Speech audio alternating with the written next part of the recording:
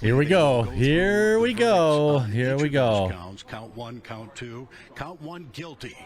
Jussie Smollett, guilty of felony disorderly conduct on count one. Guilty, baby. Just coming down now from the 7th floor of the criminal courthouse. Let we'll have to hear his reaction to that later. We know that he's been fairly stoic during the trial. Woo! He looked very stoic Justice. here, just moments ago. But again, count one. Count one. Guilty. Jussie Smollett, guilty. And I'm getting another text. Count two, guilty as well. So guilty two of the six on counts two right counts. Now, Jussie Smollett has been found guilty of disorderly conduct, but it's a felony disorderly conduct, and as Larry was just explaining, that does carry a potentially longer prison term of possibly 3 years in prison, although most of the attorneys we talk to say that's not likely. Count three, guilty. Guilty again, on three. So on half the counts now, Jussie Smollett has been found guilty. And we're loading up another count right now. Again, Casey Cronus, our new colleague from Fox 32. So it looks like he's going to be guilty on all counts. Let's wait and see here. We're going to have to wait and see. The texts are coming in real time. Limited up there because of COVID, only 57 people allowed, and we should be getting a fourth count verdict here in just a couple of moments. Count four, guilty. Count four. So guilty on count one, count two, count three, count four. It's going to be 6 counts total. I find it extremely unlikely that it's going to be like guilty on 5 out of 6. This is an absolute win for justice, an absolute win for count 5 guilty. So here we go. He's going to be guilty on all 6, almost guaranteed at this point. And it's going to be pretty interesting to see if we get any. I want him to do jail time. You know, I just think. And count 6. It is. So the first 5 all guilty. Whoa. Count 6 not guilty. So the big question now becomes, what was different about that 6th charge? I'm not exactly sure yet. Each charge was basically an individual lie that he had told. So perhaps there was some sort of technicality that got him off on the 6th charge. Really, in terms of the conviction, from what I'm being told from lawyers, is that, you know, any one of the 6 are equally bad. 5 out of 6 is basically the same as 6 out of 6. I'm being told. Where does it go from here? Well, I've got a couple of pieces of information there. So this via the New York Post already. Jussie Smollett was convicted Thursday of staging a hate crime nearly 3 years after he claimed 2 Trump-loving people beat him up. It took nearly an hour for the actor to return to Chicago courthouse to hear the jury's guilty verdict. For Smollett, the verdict is a final chapter in a made-for-TV saga that jurors found Smollett not just starred in, but directed from start to finish. When he asked 2 men to fake the whole thing, he gave the script for phobic and race-related comments to deliver during the staged phony event, and much more. Jurors heard 6 days of testimony from 13 witnesses, deliberated for less than 10 hours. And in the absence of actual, kind of dead to rights evidence, the trial in Chicago's criminal court came down to whose story was more believable, Smollett or the Osendaro brothers. The defense vehemently maintained that Jussie was the victim of a real crime and called the brothers sophisticated liars and criminals, who later offered to recant their story and tell the truth in exchange for $2 million. Well, I could tell Jussie Smollett this one thing. I want to congratulate him on being the first American to scam a Nigerian. He's dumb enough to go into Obama City and pretend there's Trump supporters running around with the MAGA hats. Give me a break, defense attorney Nenye Uche told jurors in his closing arguments. The brothers were like wolves disguised as sheep in the henhouse. Prosecutors, however, said Smollett exploited tense race relations for his own gain and paid the brothers $3,500 to stage the whole thing. Well, of course, that's what happened.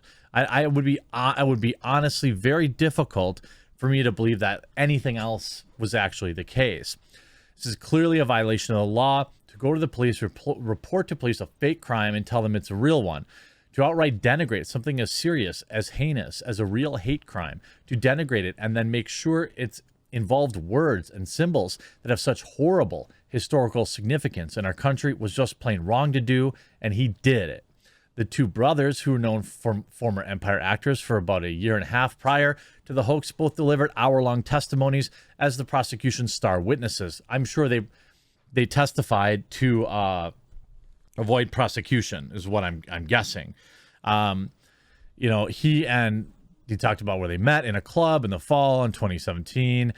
So when he texted him on January 2015, asking for some help on the low, he agreed to meet up with the actor, who brought a piece of hate mail he received that showed a stick figure and that said, "You will pass, just race stuff."